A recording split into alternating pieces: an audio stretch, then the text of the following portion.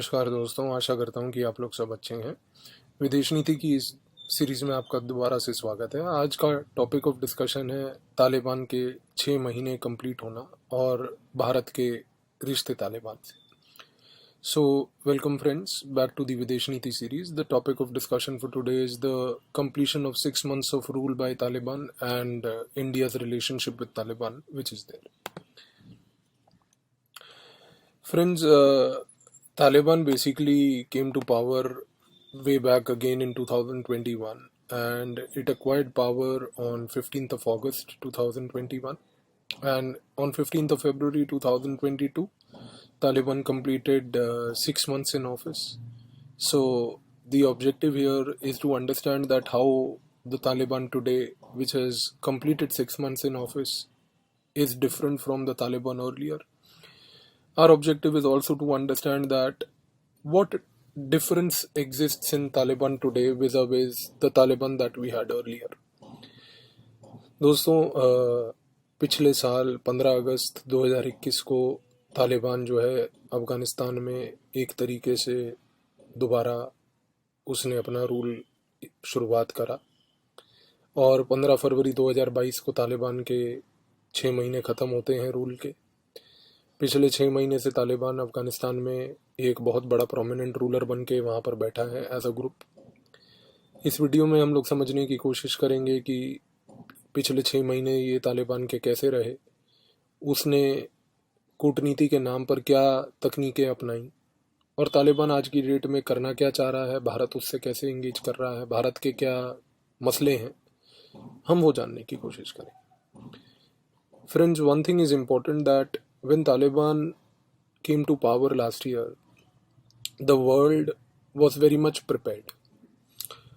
This situation last year was not what it was earlier in 96, because in 96 when Taliban came to power for the first time, which normally is called the Taliban 1.0, at that time nobody in the world knew Taliban. Nobody knew what Taliban is, nobody knew who Talibanis are, nobody knew from where do they came, and people in the world also never knew that why was Pakistan so supportive of them.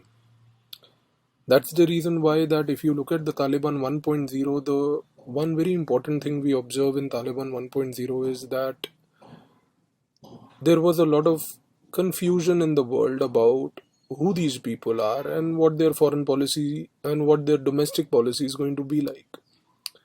Let's not also forget one thing, that the Taliban 1.0, which came to power in 96 and remained in power till 2001, was also an inexperienced Taliban.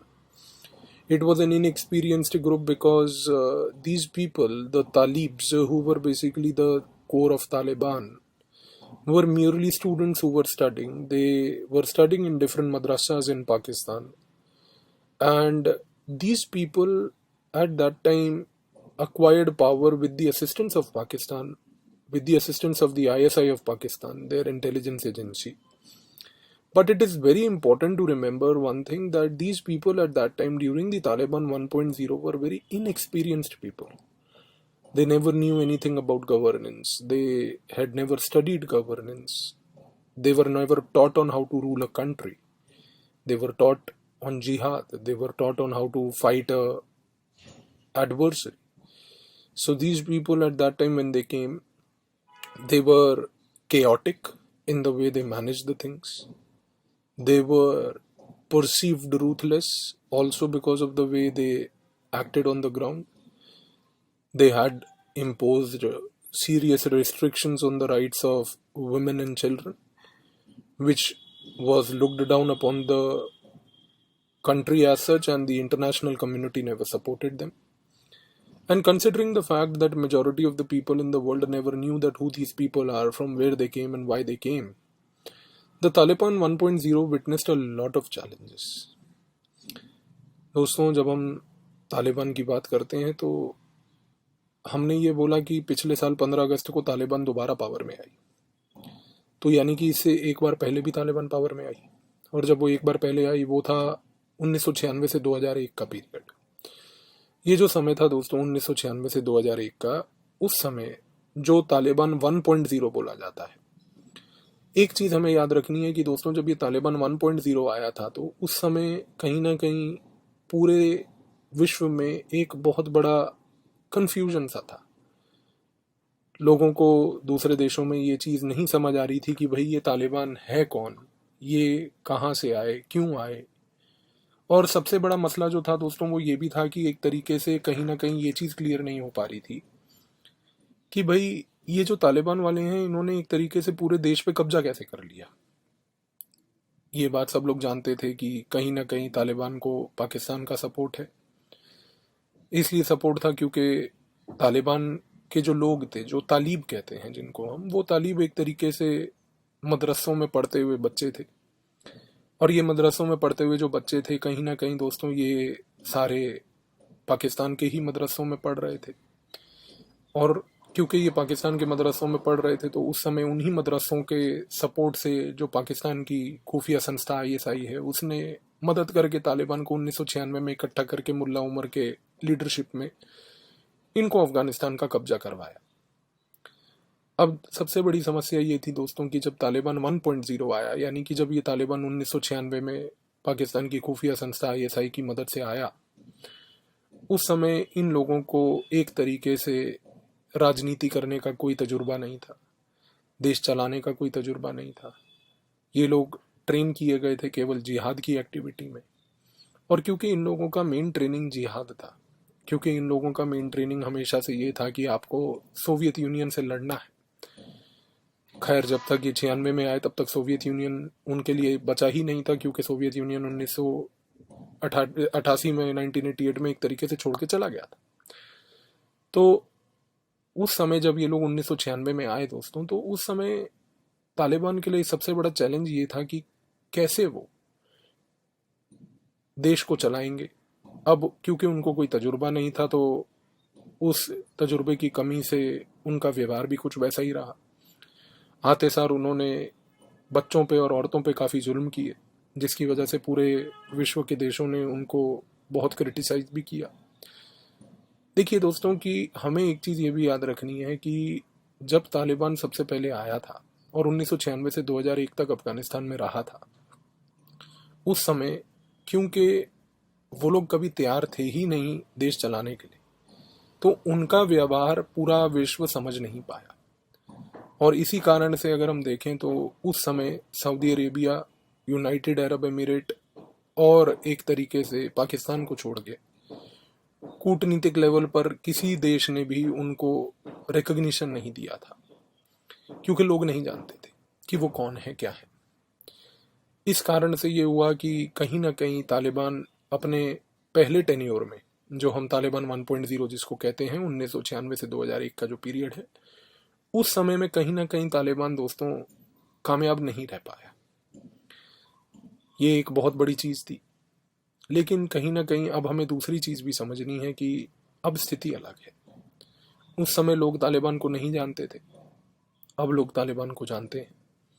क्योंकि 2001 में जब America ने एक तरीके से अफ़गानिस्तान पर आक्रमण किया, अफ़गानिस्तान से आकर उन्होंने अलकायदा और तालिबान को हटाया, तो उस समय कहीं ना कहीं ये जो तालिबान वाले थे, क्योंकि इनको पाकिस्तान की खुफिया संस्था ISI ने हमेशा से सपोर्ट किया था, ये लोग पाकिस्तान वापस चले गए। और जब ये लोग पाकिस्तान वापस चले गए तो पाकिस्तान में उस समय इन लोगों की मदद पाकिस्तान ने करी। अमेरिका के लिए उसका सबसे बड़ा वैरी अलकायदा बन चुका था, और उस वैरी को टैकल करने के लिए उसने ग्लोबल वॉर ऑन टेररिज्म की स्थापना की थी 2001 में। और ग्लोबल वॉर ऑन टेररिज्म के नाम पर अमेरिका जो है अलकायदा को तोड़ रहा था। लेकिन ये मत भूलिएगा दोस्तों कि जब अमेरिका अलकायदा को तोड़ रहा था तो उसी समय पाकिस्तान जो है तालिबान को जोड़ रहा था और उसका एक इमेज मेक ओवर कर रहा था, उसको एक नई आइडेंटिटी दे रहा था, उसको सिखा रहा था कि देखिए आपको अफगानिस्तान में कंट्रोल एक दिन लेना ही है। उसको ये बता रहा था कि जिस दिन आप कंट्रोल लेंगे आपको किस तरीके का रवैया और व्यवहार करना है। लेकिन उस समय अफगानिस्तान में दिक्कत ये हो रही थी दोस्तों कि जब अमेरिका ने 2001 में अफगानिस्तान पे आक्रमण किया, उस आक्रमण के बाद अमेरिका ने वहाँ पर एक तरीके से डेमोक्रेसी की स्थापना करी अफगानिस्तान में। तो एक जगह पर अफगानिस्तान में डेमोक्रेसी की स्थापना हुई और हमीद कारजाई, अशरफ गनी जैसे दो राष्ट्रपति वहां पर उसके इतिहास में आए।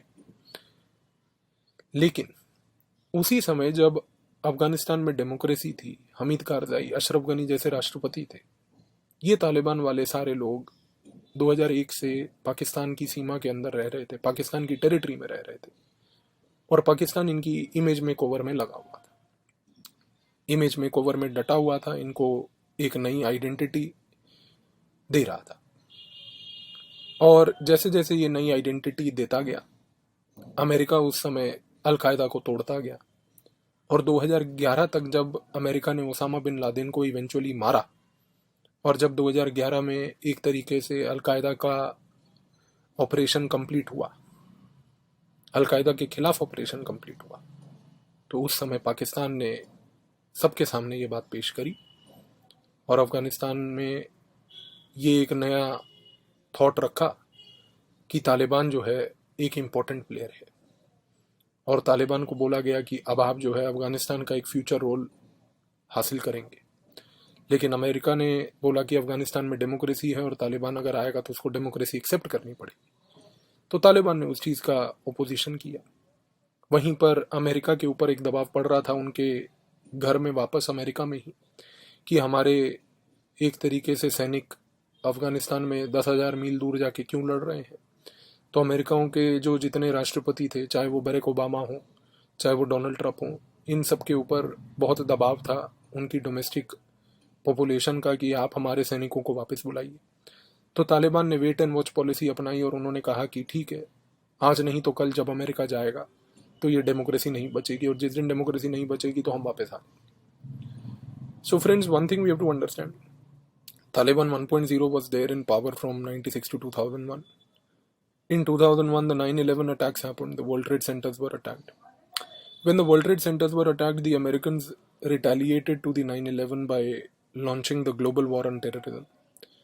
The Global War on Terrorism was launched with the US invasion of Afghanistan in 2001. So when the Americans invaded Afghanistan in 2001, what happened at that time? At that time, one thing became very clear, that in 2001, when the Americans invaded Afghanistan, at that time, the US launched a massive operation against Taliban and Al-Qaeda. The Talibanis immediately shifted back to Pakistan because they were created by the ISI. The main enemy of America was Al-Qaeda, so America started a war on Al-Qaeda, which was under the umbrella called the Global War on Terrorism. This war on terrorism, which tackled Al-Qaeda, lasted almost for a decade. It lasted from 2001 to 2011. But as America removed the Taliban from power in Afghanistan, they brought about democracy in Afghanistan. And from 2003 onwards, we had democratically elected presidents in Afghanistan. We initially had Hamid Karzai, and who was there for 2 terms, and after that we had Ashraf Ghani, who again became the president. So while at one place in Afghanistan the Americans installed what we call democracy, the Americans continuously also at the same time parallelly fought the Al-Qaeda under the Global War on Terrorism. So while the Americans were fighting the Global War on Terror, while they were having and nurturing a democratic setup in Afghanistan, at that time what also happened is that in Afghanistan, the democratic government was functioning properly, but the Talibanis were in Pakistan. They were nurtured by the Pakistanis. And in 2011, when US killed Osama bin Laden in Pakistan in Abbottabad, after that the Al-Qaeda got fragmented and broken down. When Al-Qaeda got broken down, an important thing that happened subsequently was that now Taliban was presented as an alternative to Afghanistan. But Taliban refused to accept the democracy. Meanwhile, there were pressures on the US presidents to pull back the troops, and Barack Obama witnessed that pressure. Donald Trump witnessed that pressure. So in that pressure, the Americans were compelled to bring back their troops. So the Talibanis were very patient for that matter. They said, fine, America will go back one day, and when the Americans go back, we will occupy Afghanistan. That is what precisely happened in 2021. That Americans went back, and then it paved way for Taliban to go back to Afghanistan. दोस्तों, जब से तालिबान आया last year से, भारत ने हमेशा से उससे ऐतिहासिक तरीके से एंगेजमेंट पहले भी रखा था, तो ये एंगेजमेंट जारी रहा। हम लोगों ने एक लिमिटेड डिप्लोमेटिक एंगेजमेंट डॉक्ट्राइन बनाया अफगानिस्तान को लेके, जिसमें हमने 50,000 कोविड के इंजेक्शन उनको दी। हमने गेहूं कूटनीति करी, जिसके ऊपर हम लोग वीडियो बना चुके हैं ऑलरेडी।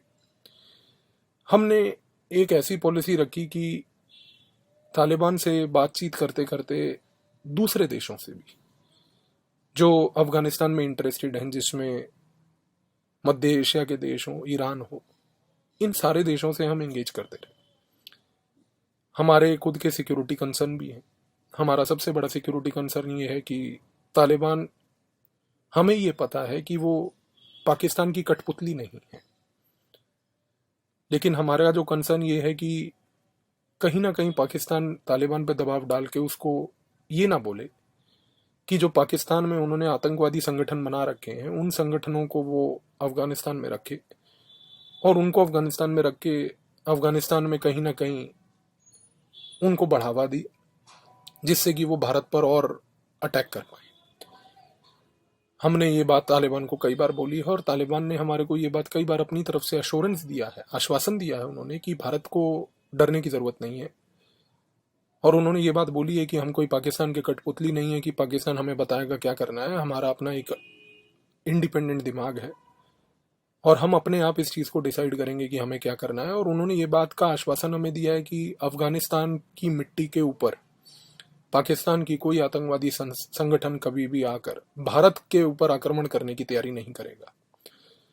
तो आज की डेट में दोस्तों, अगर हम देखें तो भारत एक बहुत अच्छे तरीके से तालिबान से एंगेज कर रहा है।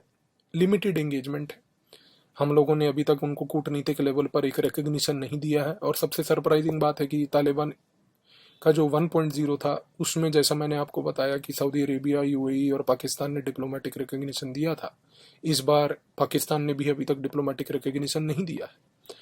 तो कहीं ना कहीं एक चीज़ तय है कि आने वाले समय में तालिबान जब तक अपना एक राजनीतिक मॉडल प्रेजेंट नहीं करेगा देश के सामने, पूरे विश्व के सामने, तब तक डिप्लोमेटिक रिकग्निशन नहीं मिलेगा। बट डिप्लोमेटिक रिकग्निशन ना भी मिलने के कारण ये मतलब नहीं है कि भारत जैसे देश को पाकिस्तान के कारण या किसी और फैक्टर के कारण तालिबान से एंगेज नहीं करना चाहिए।